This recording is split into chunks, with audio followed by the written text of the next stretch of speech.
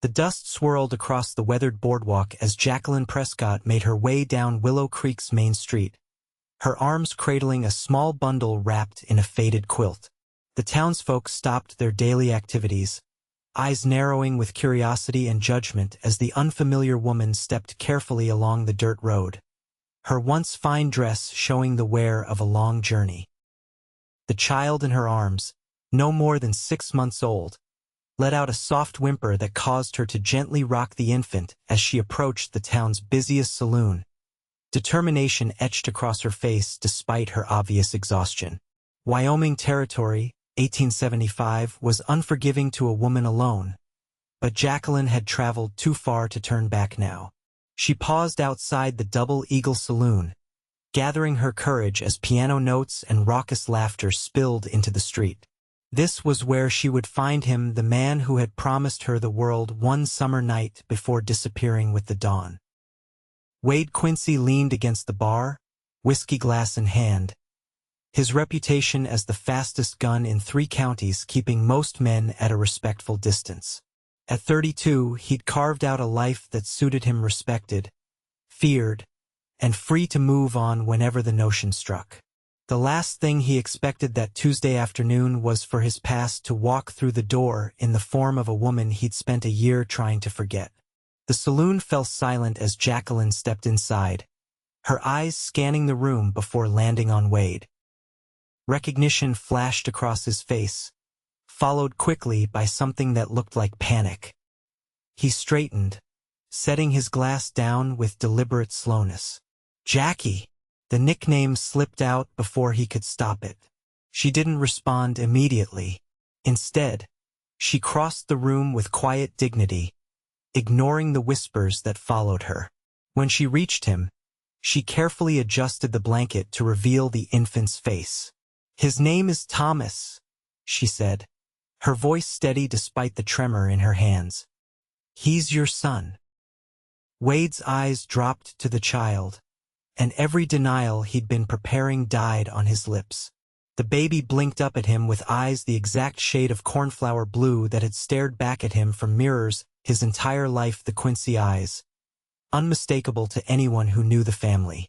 "That's not possible," he said anyway, but his voice lacked conviction. "You know it is," Jacqueline replied. "You were in Cheyenne last summer. We spent 3 weeks together before you disappeared." The bartender, an older man named Frank, cleared his throat. "Maybe you folks want to continue this conversation somewhere more private?" Wade nodded numbly, motioning toward the back stairs. "I have a room." As they climbed the stairs, Wade felt the weight of 24 pairs of eyes on his back. By sundown, everyone in Willow Creek would know that Wade Quincy, the drifter who'd settled in their town just long enough to build a reputation, had a woman and a child. The room was sparse but clean: a bed, a washstand, a chair by the window. Jacqueline sat on the edge of the bed, cradling Thomas close. "Why are you here, Jackie?" Wade asked, remaining by the door as if prepared to flee. "I had nowhere else to go," she admitted. "My father disowned me when he discovered I was expecting. I've been working at a boarding house in Laramie, but the owner's wife decided my presence was—" She paused. "Inappropriate." Wade ran a hand through his dark hair. "And you tracked me down. You mentioned Willow Creek that night under the stars. Said it was a place where a man could start fresh."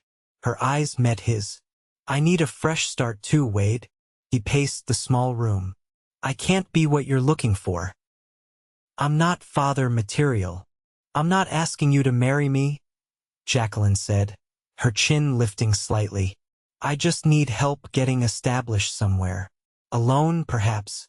Once I'm on my feet, you'll never have to see us again." Something in her words stung more than Wade expected. He looked at the child again, studying the small features. Beyond the Quincy eyes, the boy had his mother's delicate nose and what promised to be her full mouth. He was a handsome baby, Wade had to admit. "Let me think," he finally said. "You can stay here tonight. I'll take the chair." Jacqueline nodded, the weariness of her journey finally showing. "Thank you." As night fell over Willow Creek, Wade sat by the window, watching the stars appear one by one. Occasionally, he glanced at the bed where Jacqueline slept with Thomas nestled against her. The baby had his tiny fist wrapped around a strand of his mother's auburn hair, and the sight created an unfamiliar ache in Wade's chest. He'd spent his life avoiding entanglements, moving on whenever things threatened to become complicated. But this was beyond complicated. This was a child. His child. The thought terrified him more than any gunfight ever had. Morning came with no answers. Wade had dozed intermittently in the uncomfortable chair, waking fully when Thomas began to fuss. He watched as Jacqueline attended to the baby with practiced movements, speaking to him in soft, soothing tones. "He's usually not this fussy," she apologized, bouncing the infant gently. The journey was difficult for him. Wade nodded awkwardly. "I need to check in with the sheriff. I do some deputy work for him sometimes. Will you be all right here?" "We'll be fine," she assured him. "I might walk to the general store later. We need a few supplies." "Use this," Wade said, placing some money on the washstand. "I'll be back by noon." The walk to the sheriff's office gave Wade time to think, though his thoughts remained a jumbled mess.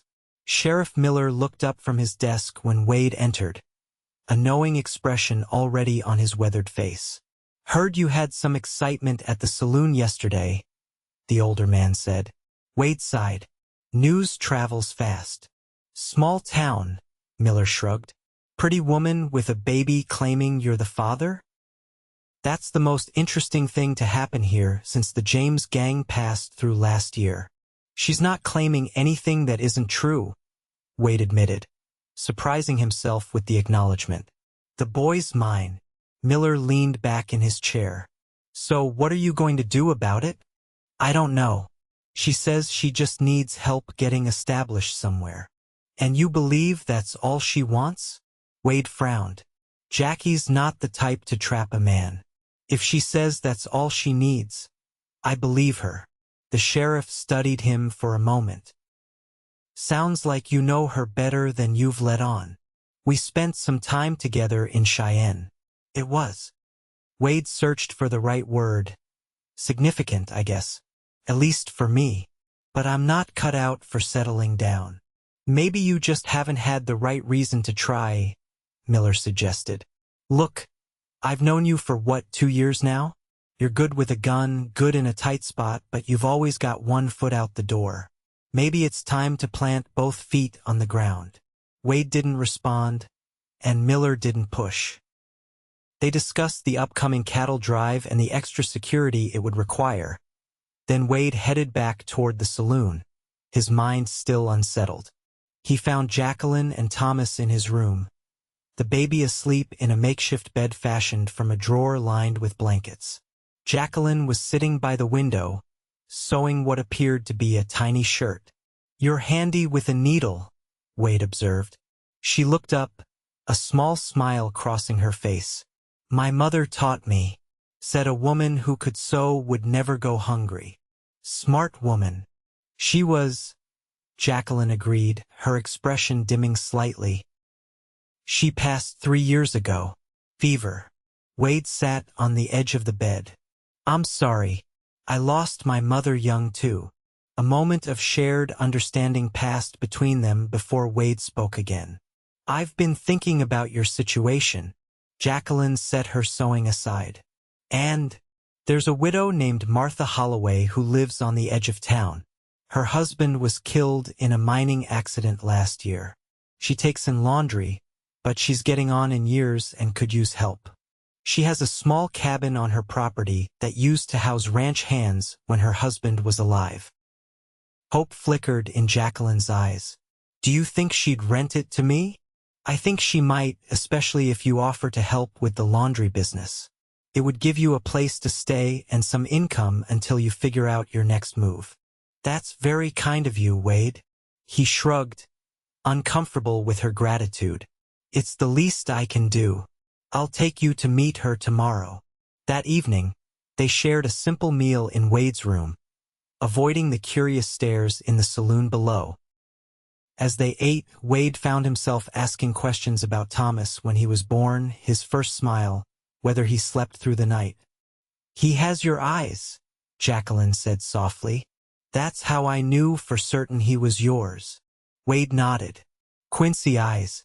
My father had them, and his father before him." "Will you tell me about your family?" she asked. "You never mentioned them in Cheyenne." Wade was silent for a long moment. "Not much to tell. My father was a hard man. Ran a small ranch in Kansas until the drought took it. He died when I was 16. My mother had passed years before.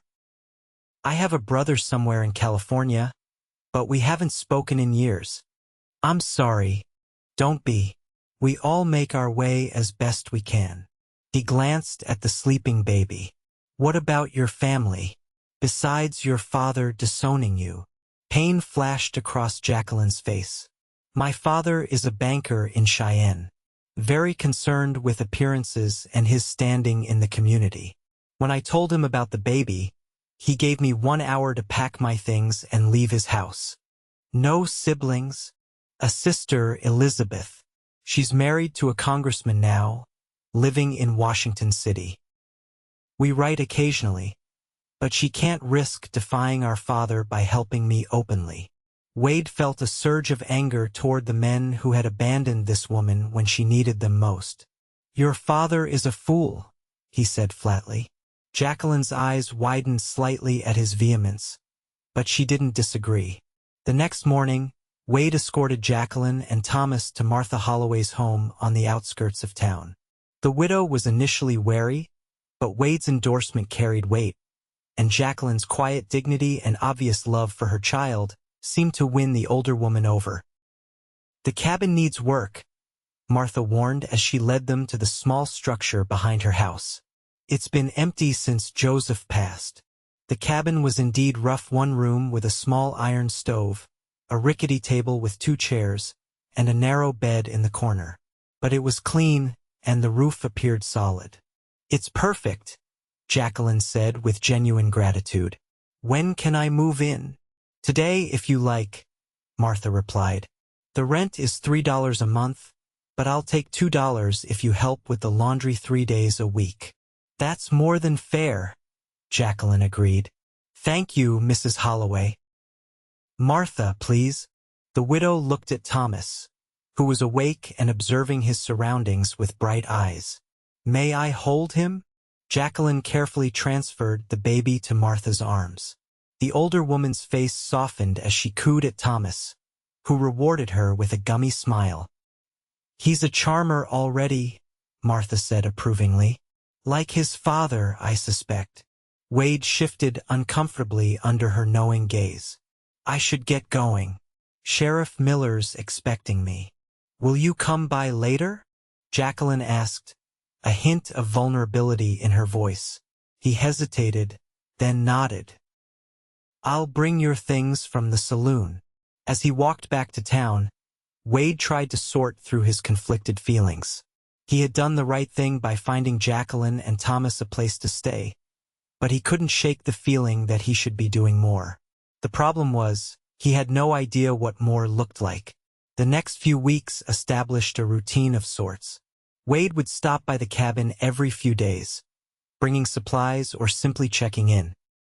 He watched as Jacqueline transformed the bare space into a home with small touches, wildflowers in a jar on the table, a colorful quilt on the bed, the scent of fresh bread in the air. Thomas seemed to grow visibly between visits, his expressions becoming more animated, his personality emerging. One evening in late June, Wade arrived to find Jacqueline hanging laundry on a line strung between 2 trees. Thomas was lying on a blanket nearby, kicking his legs in the air and babbling to himself. The domestic scene hit Wade with unexpected force. "Let me help with that," he offered, taking a wet sheet from her basket. "Thank you," she said, smiling. "How was your day?" It was such a simple question, the kind wives asked husbands every evening across the country, but it affected Wade deeply. No one had asked about his day in years, not with genuine interest. "Quiet," he answered. "Helped the blacksmith with a difficult horse. The animal nearly took my head off." "Be careful," she admonished. "Thomas would be disappointed if you got yourself killed before teaching him to ride." The casual mention of a future where he played a role in his son's life made Wade's heart race. "Jackie." She must have heard the hesitation in his voice because her expression closed slightly. "I'm sorry. I didn't mean to presume." "No, it's not that." Wade searched for the right words. "I'm just not sure what I'm doing here. With you and Thomas, I mean." Jacqueline hung the last piece of laundry before answering. "What do you want to be doing?" It was a fair question, one Wade had been asking himself for weeks. "I don't know," he admitted. "I've never thought about being a father. Never thought I'd be any good at it." "Because of your own father?" Wade nodded. "He wasn't exactly a shining example." "You're not him," Jacqueline said simply. "You get to decide what kind of father you want to be." They sat on the cabin's small porch, watching as the sunset painted the sky in shades of pink and gold. Thomas had fallen asleep on his blanket, and Wade carefully carried him inside, laying him in the cradle that Martha had found in her attic. "You're good with him," Jacqueline observed when Wade rejoined her. "He makes it easy. He's a good baby." "He is, isn't he?" Pride colored her voice. "I think he knows he has to be, considering our circumstances." The mention of their unusual situation hung in the air between them. Wade knew people in town were talking. Some were sympathetic to Jacqueline's situation, others judgmental of both of them. Martha had become a fierce defender, but even her support couldn't fully shield them from the gossip. "I've been thinking," Wade said slowly, "maybe we should get married." Jacqueline stared at him. "What?" "For Thomas's sake," he clarified quickly. "To give him a name. To stop the talk." "That's why you want to marry me? To stop gossip?" Wade winced at her tone. "I didn't mean it like that." "How did you mean it, then?" He ran a hand through his hair in frustration. "I'm trying to do the right thing here, Jackie. The right thing would be marrying me because you want to, not because you feel obligated," she said, her voice steady despite the hurt in her eyes. "I told you before, I'm not asking you to marry me. Thomas and I will be fine." "I know you will," Wade said. "You're the strongest woman I've ever met. But that doesn't mean you have to do everything alone." She studied him for a long moment. "What are you really afraid of, Wade? That you'll become your father if you stay? Or that you'll miss something important if you leave?" The question hit too close to home, and Wade stood abruptly. "I should go. It's getting late." Jacqueline didn't try to stop him. As he walked back to town, Wade couldn't shake the feeling that he was making a crucial mistake, but he had no idea how to fix it. July brought scorching heat and the cattle drives that were Willow Creek's economic lifeblood. Wade was busy helping Sheriff Miller keep order as cowboys flooded the town, their pockets full of wages and their spirits high after months on the trail. The saloons did brisk business, and fights were common, keeping Wade too occupied to visit the cabin as regularly as before. When he finally made it out to Martha's property one evening in mid-July, he found the widow alone, hanging laundry where Jacqueline usually worked. "Where's Jackie?" he asked, concern immediate. "In the cabin with Thomas. The poor dear's running a fever." Martha's face was creased with worry. "Started yesterday morning. She's been up all night with him." Wade was moving before she finished speaking, striding quickly to the cabin and pushing the door open without knocking. The interior was dim, the windows covered to keep out the afternoon sun. Jacqueline sat in a rocking chair by the stove, Thomas cradled against her chest. The baby's face was flushed, his breathing rapid. "Jackie!" Wade crossed the room in 2 strides, kneeling beside the chair. "How is he?" She looked up, exhaustion evident in the dark circles under her eyes. "The fever won't break. I've tried cool compresses, willow bark tea, everything Martha suggested." Wade placed a gentle hand on Thomas's forehead. The heat radiating from the tiny body alarmed him. "He needs a doctor. Doc Carson is out at the Peterson ranch. Their oldest boy broke his leg." Fresh tears welled in Jacqueline's eyes. "Martha sent word, but he won't be back until tomorrow." "That's too long." Wade made a quick decision. "Get a few things together. We're taking him to Carson's office. His wife might know what to do until he returns." Jacqueline didn't argue, quickly gathering diapers and a change of clothes for Thomas while Wade saddled Martha's gentle mare. The ride into town was tense, with Jacqueline holding Thomas close and Wade leading the horse at a careful pace to avoid jostling the sick infant. Mrs. Carson, a competent woman who had assisted her husband for years, took one look at Thomas and ushered them into the back room of the doctor's office. "How long has he been like this?" she asked, examining the baby with practiced hands. "The fever started yesterday morning," Jacqueline explained. "But it's gotten worse since then. He won't nurse, and he's barely crying anymore." Mrs. Carson's expression was grave. "It might be summer fever. We've had several cases in town already." She prepared a mixture of herbs and cool water. "This will help bring the fever down. He needs to take fluids even if he won't nurse. We can try a dropper." For the next several hours, they worked to cool Thomas's tiny body and coax small amounts of water into him. Wade watched helplessly as Jacqueline whispered prayers and endearments to her son, her own exhaustion forgotten in her concern for the child. As night fell, Mrs. Carson insisted they stay at the doctor's office. "I'll keep watch with you," she promised. "My husband should be back by morning." Wade paced the small room, feeling useless and terrified in equal measure. He'd faced down armed men without flinching, but the sight of his son's suffering brought him to his knees. "You should rest," he told Jacqueline. "I'll wake you if anything changes." She shook her head stubbornly.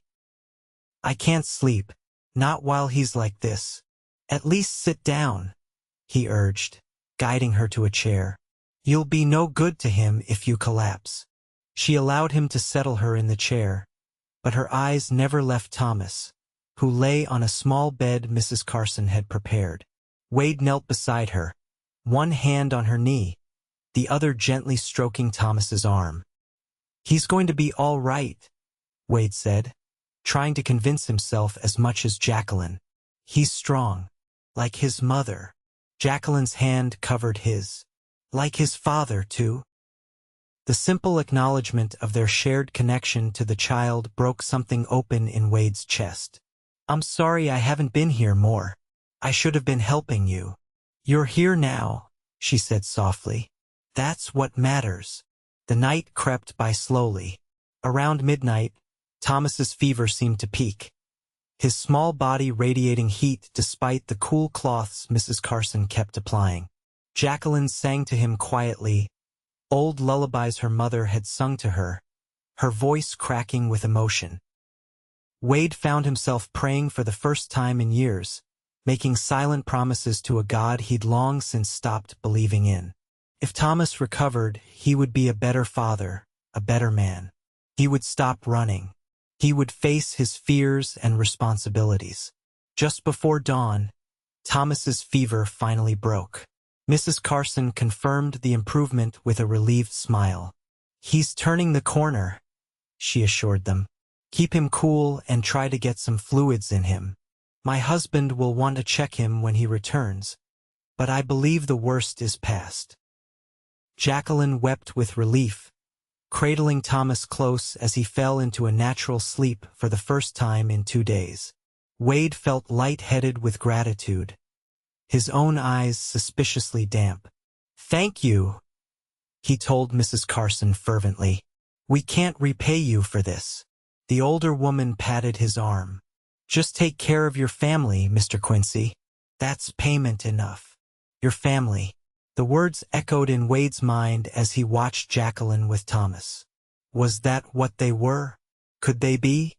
When Dr. Carson returned later that morning, he confirmed his wife's assessment that Thomas was on the mend. Keep him quiet for a few days, he advised. Make sure he takes plenty of fluids. The fever might return, but it shouldn't be as severe. Wade insisted on escorting Jacqueline and Thomas back to the cabin, where Martha was waiting anxiously. The widow took one look at their exhausted faces and Thomas's improved condition and promptly took charge. You two get some rest, she ordered. I'll watch the little one. Too tired to argue, Jacqueline allowed Martha to take Thomas while she collapsed onto her bed. Wade hesitated, unsure of his place. There's room, Jacqueline murmured, patting the space beside her. Just to sleep, Wade. I don't think I could stay awake another minute if I tried. He removed his boots and gun belt, then stretched out beside her, careful to maintain a respectful distance. But as sleep claimed them both, Jacqueline instinctively curled against him, her head finding a place on his shoulder as if it belonged there. Wade's last conscious thought was that it felt right, this small family unit, in a way nothing in his life ever had before. The next few days were a time of recovery for all of them. Thomas regained his strength gradually, his appetite returning and his bright eyes once again taking in the world with curiosity. Wade found excuses to stay at the cabin, helping with chores and spending hours simply holding his son, marveling at the tiny fingers that gripped his own with surprising strength. One evening, as they sat on the porch watching fireflies dance in the gathering dusk, Thomas asleep in a cradle Wade had built, Jacqueline broached the subject they'd been avoiding. What happens now, Wade? He knew what she was asking. His initial promise had been to help her get established so she could move on. But the thought of Jacqueline and Thomas leaving Willow Creek, leaving him, was suddenly intolerable. I don't want you to go, he said simply. I don't want to go either, she admitted. But I need to know what you want. Not what you think you should do, but what you truly want. Wade took her hand, his thumb tracing patterns on her skin. When Thomas was sick, I made a promise. To myself, to God if he was listening. I promised I'd stop running if he recovered. Running from what? From everything that scares me. Commitment. Responsibility. He met her eyes. Love. Jacqueline's breath caught. Wade. I love you, Jackie.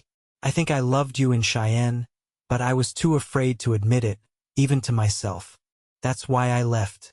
Not because I didn't care, but because I cared too much. I loved you too, she whispered. I was heartbroken when you disappeared. I'm so sorry. His voice was rough with emotion. I won't disappear again. I want to be here with you and Thomas. I want to be the man you both deserve. Are you asking me to marry you again? There was a hint of teasing in her voice, but her eyes were serious. I am, he confirmed. Not because of obligation or gossip, but because I love you. Because I want to wake up beside you every morning and fall asleep next to you every night. Because I want to watch Thomas grow up and maybe give him brothers and sisters someday. Because I can't imagine my life without you in it. Tears glistened in Jacqueline's eyes. That, she said with a tremulous smile, is how you propose to a woman. Is that a yes? Her answer was to lean forward and press her lips to his. A kiss that spoke of forgiveness and promise and hope for their future together. They were married 2 weeks later in a simple ceremony at Willow Creek's small church. Martha stood as Jacqueline's witness, while Sheriff Miller stood up for Wade. Thomas, dressed in a new outfit Jacqueline had sewn, slept peacefully in Martha's arms throughout the service, blissfully unaware of the momentous change in his young life. The townspeople who attended, and there were more than Wade had expected, seemed to approve of the match. Even those who had been judgmental before appeared won over by the obvious affection between the couple and their devotion to their son. "Never thought I'd see the day Wade Quincy settled down," Sheriff Miller remarked at the small reception held at Martha's house afterward. "That boy of yours must have powerful magic." Wade, watching as Jacqueline showed Thomas to a group of admiring women, couldn't disagree. "He changed everything," he admitted. "Made me want to be better." "Fatherhood has a way of doing that," Miller said wisely. "So what's next for you folks?" "Staying in Willow Creek." It was a question Wade and Jacqueline had discussed at length. "For now," Wade answered. "I've been talking to Old Man Jenkins about buying his livery stable. He's looking to retire, move east to live with his daughter." Miller raised his eyebrows in surprise. "That's a good business. Steady income." "That's what I'm thinking. I know horses, and with the cattle drives coming through regularly, there's always work. It would give us stability, a future." "Sounds like you've got it all figured out." Wade shook his head. "Not all figured out, just pointed in the right direction for once." Later that night, in the privacy of the cabin that was now officially their home, Wade held Jacqueline close, still marveling that she was his wife. Thomas slept nearby in his cradle, one tiny fist resting against his cheek. "Are you happy?" Wade asked softly, brushing a strand of hair from Jacqueline's face. "Happier than I ever thought possible," she assured him. "Are you?" "I am." The realization still surprised him sometimes. "I spent so many years running from the things I was afraid of. I never realized what I was running toward." "And what was that?" "This," he said simply. "You, Thomas. A family of my own." Jacqueline kissed him gently. "You're not your father, Wade. You never were." "I know that now." He pulled her closer. "I promise you, Jackie, I'll be the husband and father you both deserve. I may make mistakes along the way, but I'll never stop trying to be better." "That's all anyone can ask," she murmured, resting her head on his chest. "That's all I need." As summer gave way to autumn, the Quincy family settled into their new life. Wade purchased the livery stable, throwing himself into the business with unexpected enthusiasm. He had a natural way with horses and a fair approach to business that quickly earned him the respect of the community. The stable provided a good income, and Wade set aside money each month for Thomas's future and for the home he planned to build for his family on the outskirts of town. Jacqueline continued to help Martha with the laundry business, but also began taking in sewing work, her skilled needlework in high demand among the ladies of Willow Creek. Between the two of them, they were building a secure future, one day at a time. Thomas thrived under the love and attention of both parents. He said his first word, "Papa," on a crisp October morning, sending Wade into a state of such pride that he closed the stable early to tell everyone in town. By Christmas, the boy was taking his first tentative steps, lurching from Jacqueline's arms to Wade's with determined concentration. On Christmas Eve, as they sat before the fire in their cabin, Thomas sleeping contentedly after the excitement of the day, Wade presented Jacqueline with a small package wrapped in brown paper. "What's this?" she asked, surprised.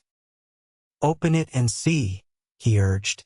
Inside was a deed to 5 acres of land just outside town, with a creek running through one corner and a stand of cottonwood trees providing shade and shelter.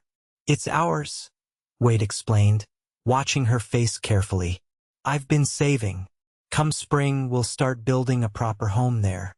Something big enough for Thomas to have his own room and maybe—" "Maybe what?"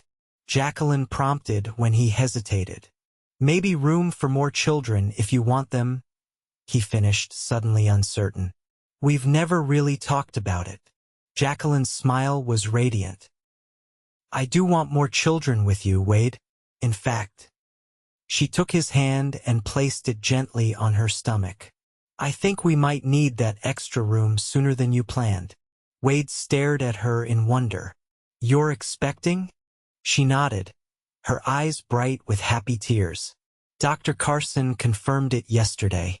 I wanted to tell you today, as a Christmas gift. Joy unlike anything Wade had ever known surged through him. He gathered Jacqueline in his arms, kissing her with all the love he felt. This is the best gift I could ever receive, he whispered against her lips.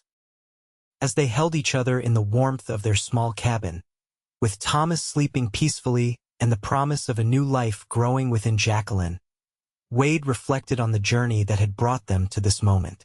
From the day Jacqueline had walked into Willow Creek holding their son, to the night of Thomas's illness when Wade had finally confronted his fears, to this Christmas Eve that held such promise for their future, every step had led them home. I love you, Jackie, he murmured, his hand still resting protectively over the place where their second child grew. Thank you for finding me, for not giving up on me. I never could, she replied softly. From the moment I met you in Cheyenne, I knew you were worth waiting for, worth fighting for. Outside, snow began to fall, blanketing Willow Creek in hushed white.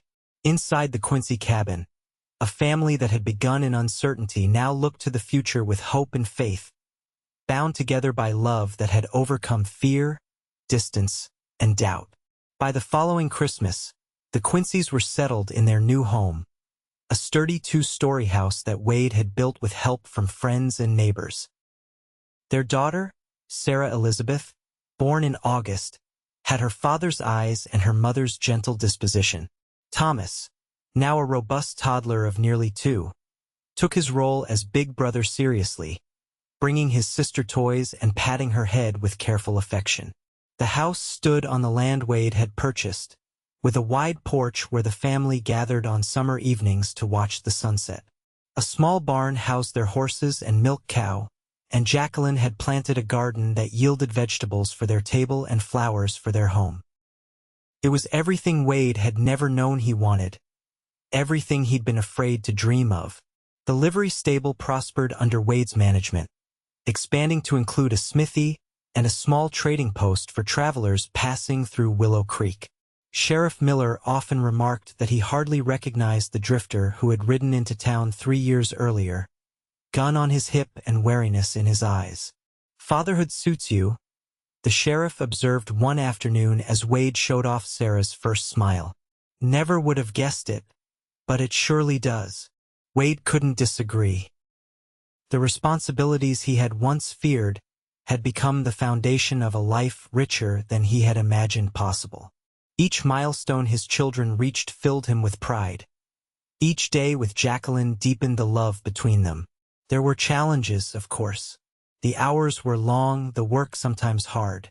Jacqueline occasionally grew homesick for the comforts of her former life in Cheyenne, though never for the constraints that had come with them. Wade still struggled sometimes with the fear that he would somehow fail his family, though those moments grew rarer as time passed. But through it all, they faced each day together, drawing strength from the bond that had begun that summer in Cheyenne and had been cemented the day Jacqueline walked into Willow Creek with their son in her arms. On a warm evening in the spring of 1878, Wade sat on the porch steps, watching as Jacqueline taught Thomas to identify the constellations appearing in the darkening sky. Sarah slept against Wade's chest, her tiny hand curled around his finger. The scene before him, his wife's graceful form, his son's eager questions, his daughter's trusting sleep filled Wade with a contentment so complete it almost hurt. Are you happy, Wade? Jacqueline asked later that night as they lay in bed, the children sleeping peacefully in their rooms. It was the same question she had asked on their wedding night, and in the years between it had become a touchstone of sorts, a way of checking that they were still moving forward together. Happier than I deserve to be, he answered honestly, drawing her close.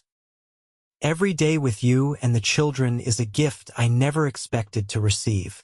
You deserve every happiness, she insisted, her hand resting over his heart.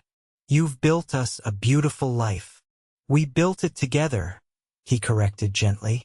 I couldn't have done any of this without you, Jackie. You gave me the courage to stop running, to believe I could be more than my past. She smiled in the darkness. You always were more. You just needed to see it for yourself. As they drifted toward sleep, wrapped in each other's arms, Wade thought about the strange and wonderful path that had led him here. How a chance meeting in Cheyenne, a summer romance he'd tried to forget, and the courage of the woman beside him had changed the course of his life forever. He thought of Thomas, with his curious mind and kind heart, and of Sarah, whose smile could light up the darkest day. He thought of the home they had created, filled with love and laughter and the promise of many more years together. And he silently thanked whatever fate or providence had guided Jacqueline Prescott to walk into Willow Creek that dusty afternoon, holding a baby whose eyes he couldn't deny were his very own.